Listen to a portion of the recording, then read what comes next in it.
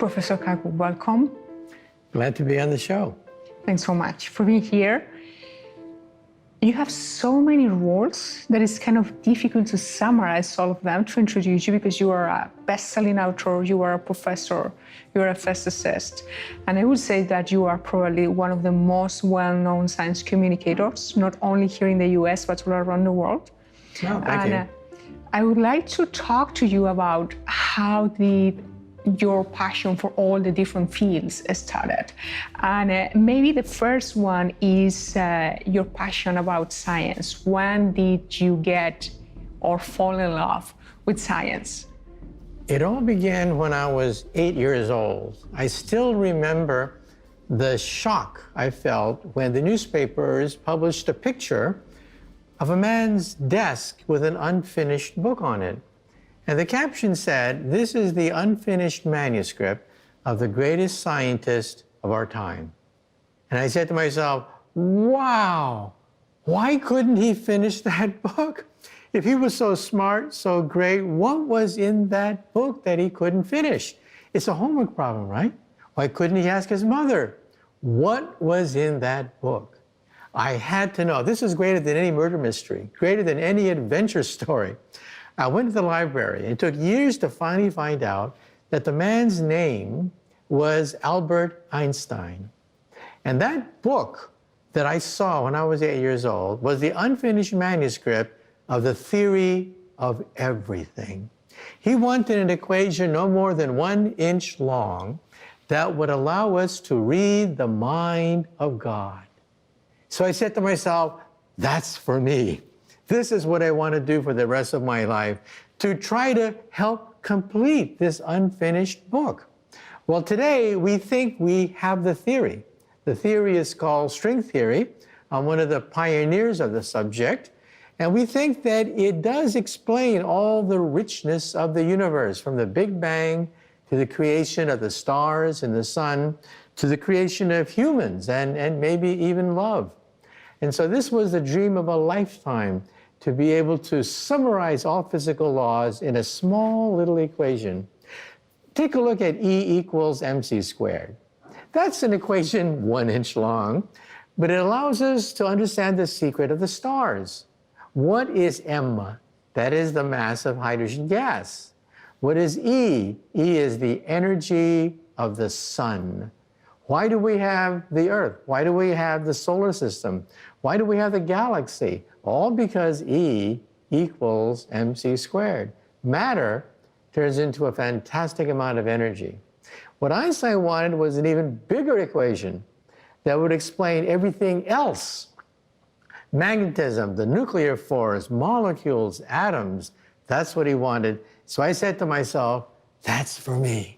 Correct me if I'm wrong, you were 8 years old when right. you found that picture of Albert Einstein. And then you jump into the library and you start reading everything about physicists. Right. And this is something that it's been kind of a constant in your life. You have self-taught yourself many, many times, right?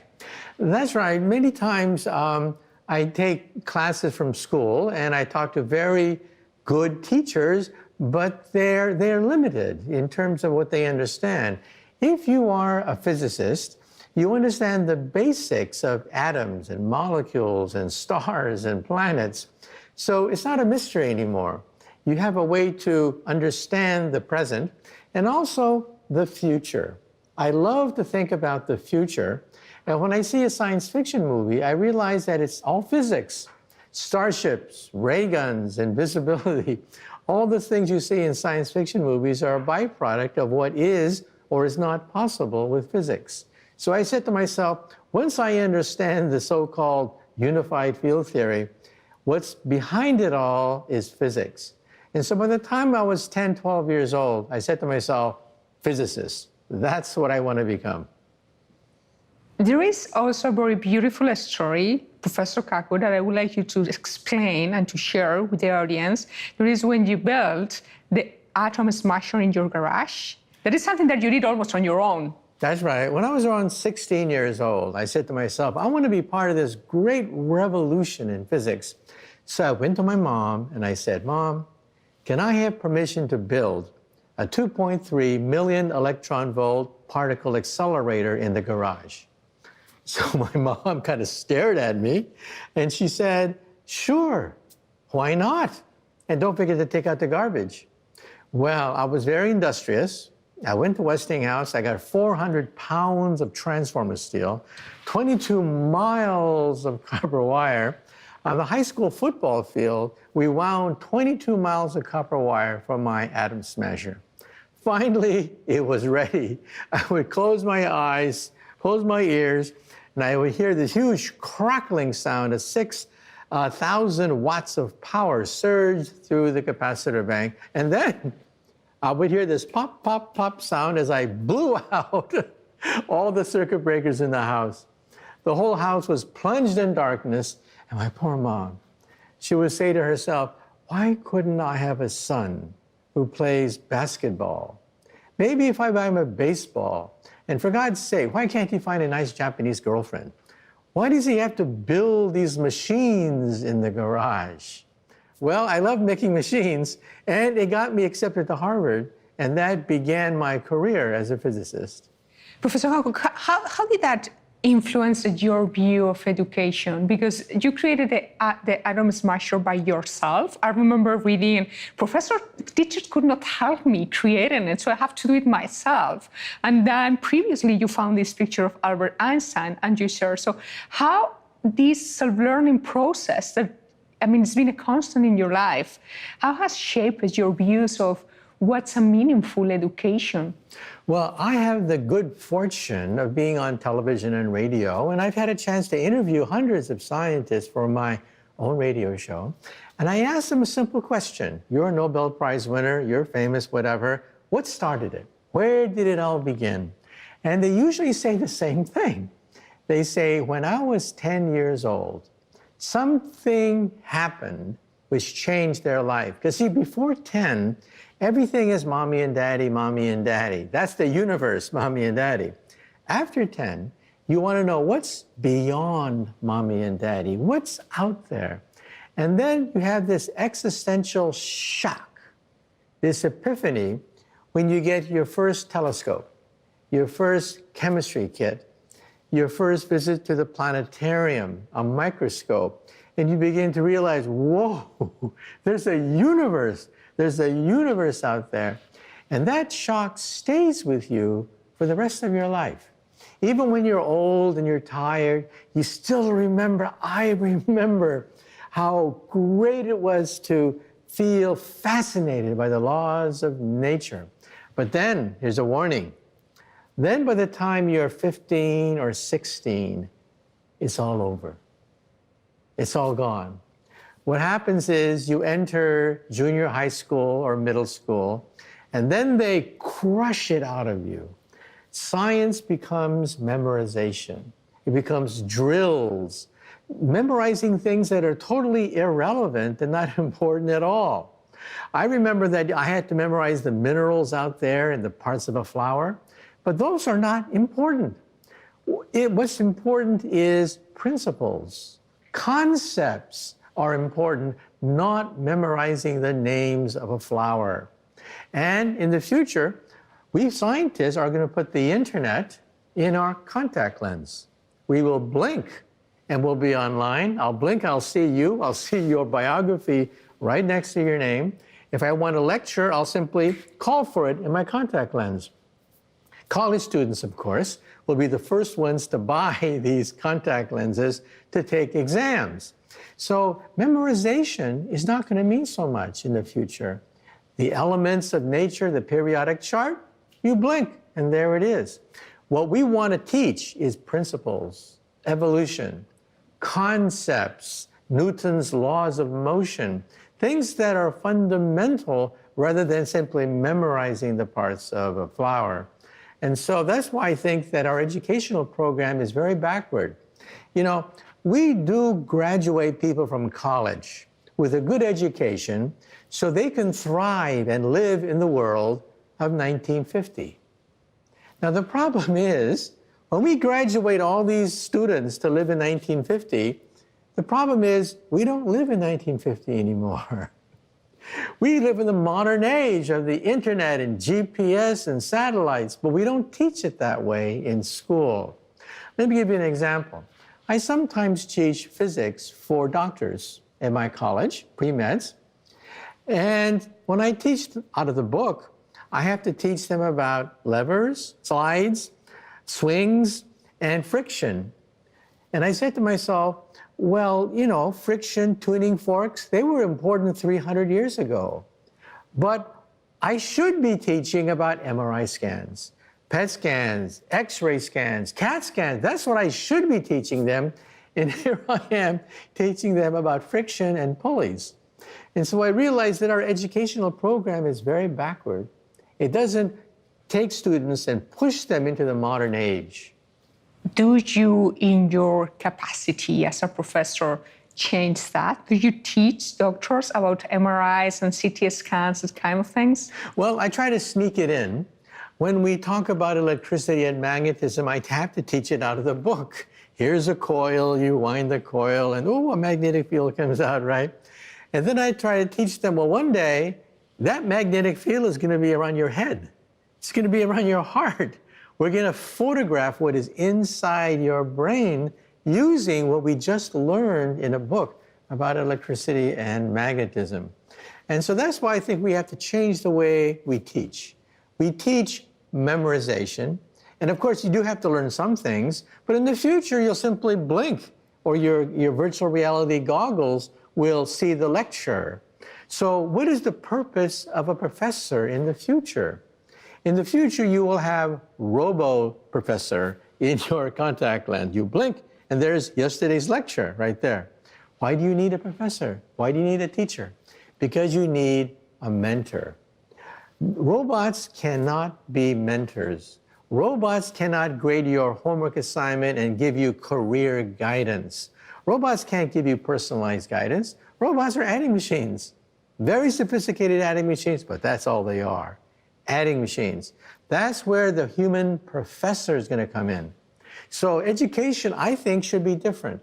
It's not about memorization. First, it's about having a role model. For me, it was Einstein. You see, my father was a gardener. He never graduated from high school. And he didn't speak English that well. So for me, it was having a role model, first of all, and then having parental guidance. So my parents would encourage me. They didn't know what I was doing, but they just knew that if I built an atom smasher in the garage, it must be good for something, right? And third, you have to have that epiphany, that shock, realizing, wow, the universe is great, it's glorious, it's beautiful. And so I think those are at least 3 ingredients is what it takes to create a young scientist. If memorization is not the thing that we have to teach kids, what do we have to teach them if we want to educate people and that people have an impactful life in the world?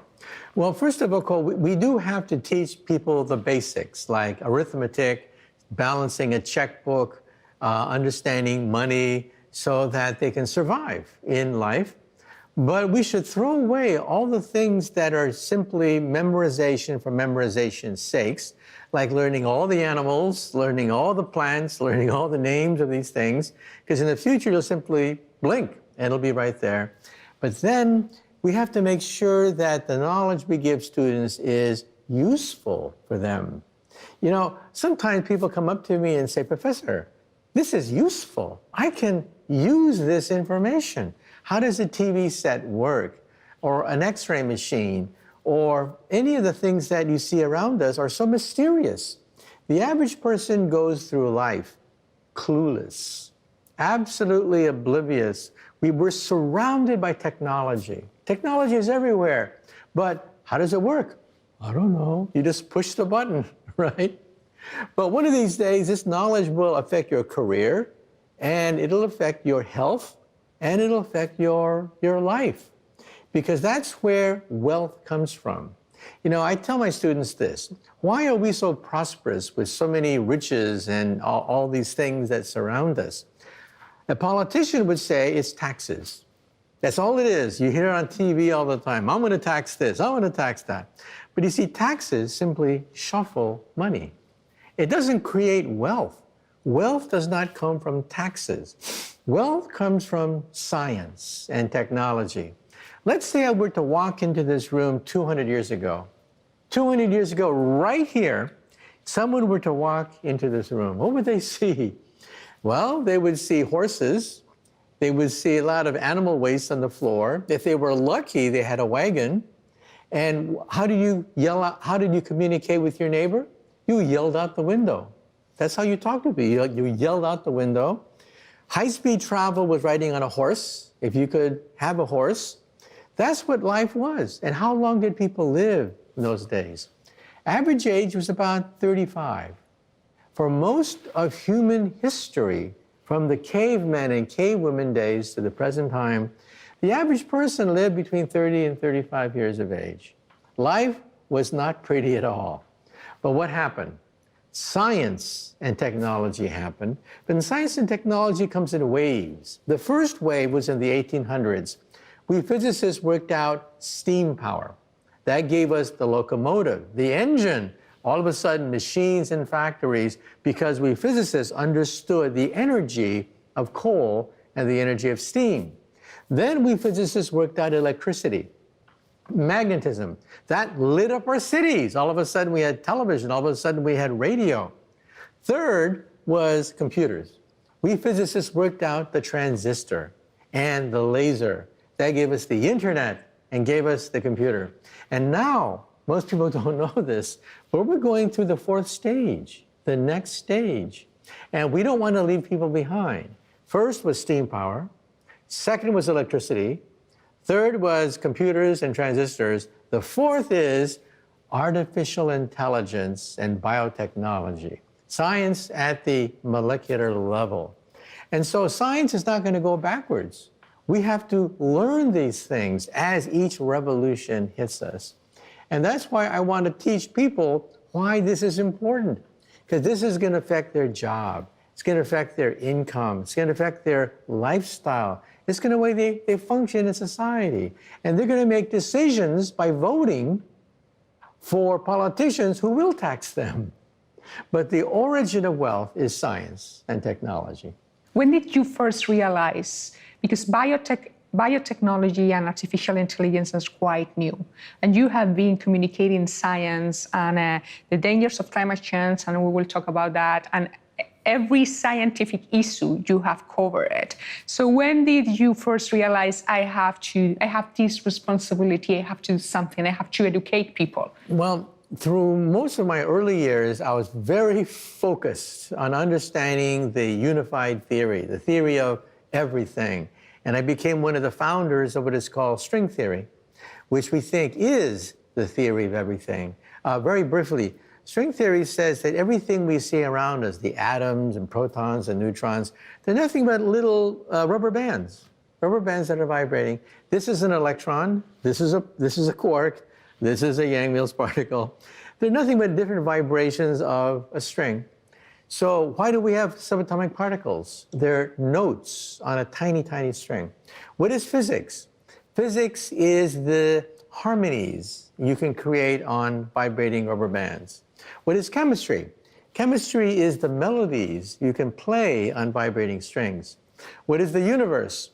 The universe is a symphony of strings. And then what is the mind of God? The mind of God is cosmic music resonating through hyperspace. That is the mind of God. So I spent many years learning this thing, creating the physics behind these things, but then I was in the Army, and that changed my life again, because there was a war going on. People were dying. Several hundred GIs were dying every week in Vietnam.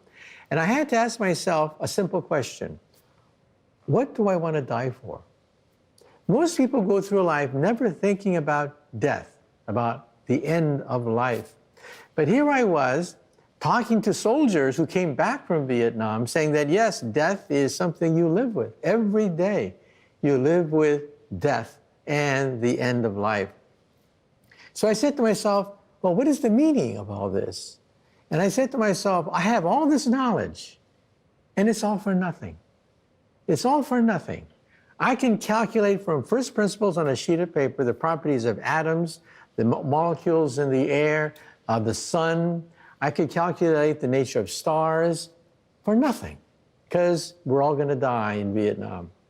Well, fortunately, the war was winding down.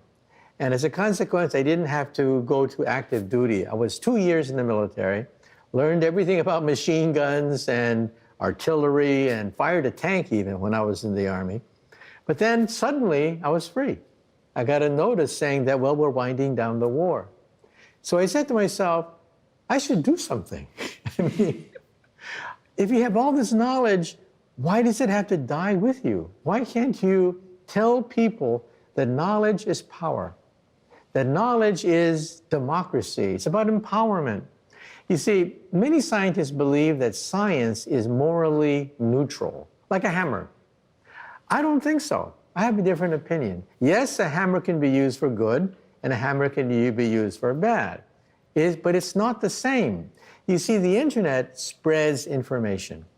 Information spreads power because people are empowered by all this information.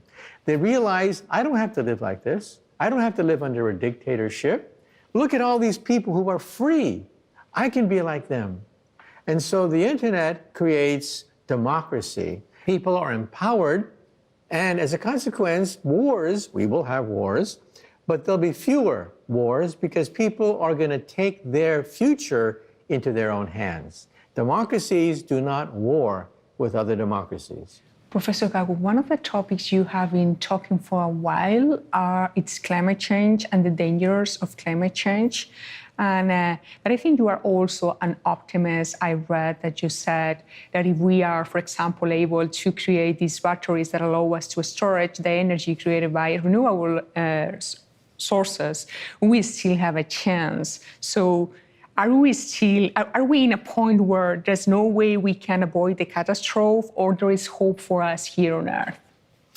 Well, I'm an optimist. If you look at history, the smallest unit of history is the decade. Anything smaller than a decade is random fluctuations. But when you look at decade by decade, the history of humanity, you realize the enormous progress that we've made. Think of our grandparents. Our grandparents lived in a world where there was no television. Electronics was just coming in like telegraph wires. And here we are in the electric and the nuclear age. And so we're seeing tremendous progress decade by decade. But first, the bad news and the good news. The bad news, of course, is that we are faced with dangers of nuclear proliferation, dangers of biotechnology gone amok, and climate change. And we have to realize that, well, every glacier on the planet Earth is receding. The North Polar region is decreasing by 1% every year. Sea levels are rising. We're seeing more monster storms, more famines, more droughts, more floods because of swings in the weather caused by climate change. So what's the good news then? The good news is that, well, every year we say that solar power, wind power is within striking distance of being competitive with coal. But what happened? Everyone expects us to have solar and wind power immediately. But there's a problem. The problem is not the solar cell. It's not the windmill. We always forget.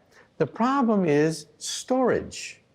It's the battery. We forget that.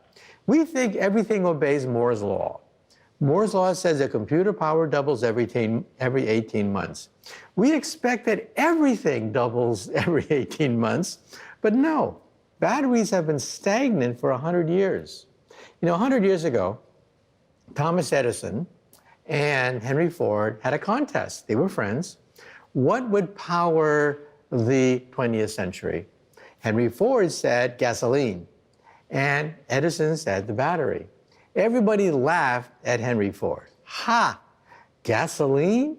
You're going to burn a car, die in a car accident, and you're going to have a gasoline pump on every block? I mean, come on, that's stupid. But who won the bet? Henry Ford won the bet because gasoline is so convenient and we love it. But the battery is now finally getting the attention of inventors. Battery efficiency is basically increasing about 7% every year because inventors are now putting their brain power to create a super battery. Think about it. When the sun doesn't shine and the winds don't blow, what happens to your solar factory and wind factory? Nothing. You lose money because it's just sitting there doing nothing. So we have to store energy when the sun doesn't shine and the winds don't blow. And that's where inventors are now creating a super battery. Elon Musk, for example, got famous for talking about going to Mars and outer space, but he's already beginning to market the first super battery that he can sell to utilities so that they don't have to have, they can have peak summer and peak winter power, even when everyone wants to have power and people want to have heat in the middle of winter time. And so we're in a situation where we're now having technologies where solar and wind power become reality. So we really are within striking distance of making wind and solar economical. And then let the marketplace take over. When you look 10, 20, 30 years from now, how do you see the climate change changing us and our future? Well, I think climatologists are shocked at how fast things are changing now. Now, every time you have a hurricane or a flood, you cannot say, aha, that's global warming. You can't say that because you see, global warming is an average effect. Average effect. You have to look at the average year by year by year. And then you see global warming staring you in the face. On every indicator, things are pointing up. That is increased recession of the glaciers, increased forest fires, increased floods, 100-year floods, 100-year forest fires, increase in sea level. Summer is a week longer than normal now. Farmers know this. And so on every single indicator, it points up.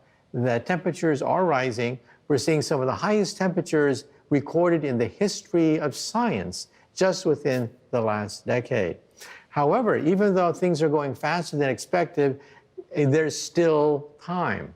And I think a democracy is perhaps the best form of government, but it's slow. And things go right to the edge before people realize, okay, we have to bite the bullet and start to make these changes. What's going to happen is, unfortunately, we are going to go right to the edge. For example, I live in Manhattan. Wall Street's in Manhattan, and already we're talking about dikes and levees. This is not Holland, but already we're talking about very expensive flood control methods for Boston, for San Francisco, Los Angeles, for New York City. And then people are beginning to realize, hey, I have to pay for this. This is not simply a theory anymore. It means my tax money today is going to be allocated toward building dikes around Manhattan. And then I think in a democracy, people will suddenly realize this is for real. Professor Kaku, you mentioned AI, artificial intelligence, as one of the technologies, or probably that technology that is going to drive the most our economy and our society in general. And I think early this year was that when I read a study that analyzed the perception of society around AI. And it was surprising that most people, especially here in the US, supported AI, and only a few were afraid of it. So in which camp are you? Well, I'm actually in both camps because you have to look at the time frame. I think for many decades to come, AI will be the source of jobs, wealth creation, new industries. Life will be easier, more efficient, seamless. The friction of life will gradually be eliminated. Life will become seamless as we go from one form to the next stage. But let's not be naive about this. By the end of the century, robots will become smarter and smarter. You see, robots do not know they are robots. They have no self-awareness. Robots think nothing about robots versus humans. In fact, our most advanced robot has the intelligence of a cockroach, a stupid cockroach. But with time, our robots will be as smart as a mouse. Then over the decades, as smart as a rat. Then as smart as a rabbit. Smart as a dog or a cat. And by the end of the century, as smart as a monkey. Now, monkeys know they are monkeys. Monkeys know they're not human. Dogs, on the other hand, dogs are confused. Dogs think that we are a dog. We're the top dog, they're the underdog. Therefore, in a pack animal, like a dog, they obey us because we're the alpha male. We're the top dog. Monkeys, they know better. They know, hey, we're monkeys. We're not humans. At that point, they could be dangerous by the end of the century. At that point, I think we should put a chip in their brain to shut them off if they have murderous thoughts. A fail-safe system so that robots don't become killer robots like in the movies. But we still have maybe 100 years before that happens. So, Professor, do you think that as we live in societies that are more and more reliant on technology, technology is killing the human touch? Well, when the telephone first came in 100 years ago, go to the library and read the editorials denouncing the telephone. People wrote saying the telephone is awful, it's mechanical. We're not going to talk to our children anymore. We're going to talk to this voice, this mysterious voice in the ether. How mechanical, how dry, how sterile. Where's the human touch? Well, you know something? The critics were right. We don't talk that much to our kids. We don't spend that much time one-to-one conversation. But you know something? We love it. We love the telephone because it expanded our horizon by a factor of 100. You know, throughout human history, how many people did you know? Throughout human history, we only knew a handful of people. We lived in tribes of maybe 100, and of them, you only knew about 10 of them really well. That was our universe through most of human history. We were nomads, chasing after the buffalo, chasing after the deer. But then, with modern technology and the telephone, all of a sudden, instead of knowing 10 people, you knew a few hundred. Now with the internet, you can know a few billion people, at least in principle. And so we just get used to it because it expands our horizon. And does it mean that things get less human in some sense? Yeah. But we have to change the definition of what is human. You know, mothers and fathers sometimes email me and they say that their children spend too much time on the internet. And I tell them, look, when the telephone first came out, there was a new etiquette that was formed. If somebody calls you, how long before you have to call them back? How long do you stay on the phone? Do you answer the phone every time it rings? The whole etiquette got started when the telephone was created. Now we have the internet. Children have to know the etiquette. It's good that they're online because all their friends are online. That's the future, folks. Get used to it. But your kids have to be socialized. That's the key. Even when the telephone came in, people had to be socialized. You want your kids to rough it up with other kids, to understand what it's like to be pals with another kid, to do things together with other children. Once they're socialized, then they have to know the new etiquette, the etiquette of the internet. Because if you're not on the internet today, you don't exist. A child does not exist unless they're on the internet today. So I think the internet is a good thing as long as children are socialized. What would you recommend to parents in order to facilitate that socializing? Well, they have to have play dates. You have to encourage them to have friends and to hang out with other kids, and even to understand how to deal with bullies and unpleasant people, because that's life. You know, we don't want to shield our children to the point that they're naive, and then when they graduate from college, it's a big shock. Oh my God, I have to earn a living. I have to listen to my boss. I mean, I have to listen to my coworkers. Who would have thought?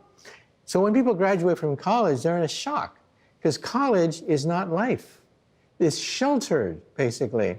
So I think the more we socialize our kids early, the better they will be in the future because they'll know how to have etiquette at a dinner table. You know, when I was young, we had dinner with my family. When I went to Harvard, I didn't know how to understand this etiquette. All of a sudden, you're in a dorm room with, about 300 people in a gigantic table eating together. It was a new experience for me. So I think it's a good thing that kids are socialized and understand the new etiquette of social media. You said something very powerful, Professor Kaku. You said school is not life. What's for you the meaning of life? Well, some people ask me, like asking some philosopher, does physics give you a meaning of life? Is there an equation out there in outer space that if you understand this equation, then you understand the meaning of life? I say no. Because I think we have to create our own meaning. It's too easy. It's too easy for someone to come up to you and say, okay, here's the meaning of life. You have to earn it. You have to struggle, because that's what it's all about. The meaning of life is self-discovery, is to struggle against different kinds of things and to overcome obstacles, and that's where you find meaning in life, not because somebody gives it to you on a mountaintop and says, here's the meaning of life. No, that is the opposite of the meaning of life. The meaning of life is self-discovery, to understand who you are, how you fit in the larger frame of life. If you travel back in time, what advice would you give to your younger self? Oh, if I were to see myself as a child, I would have said perhaps I should have more fun, because of course I spent a lot of time studying. But thinking back, I think it was worth it. It was worth it because the payoff would come later. When you talk to psychologists about what predicts success in life, is it the IQ exam? No. Many people with high IQ wind up as marginal people, as people who are frustrated, petty criminals, in fact. One test that seems to correlate with success in life, over many cultures, these people have lower divorce rates, higher income, better social status in life. One test seems to predict this, and this is the marshmallow test.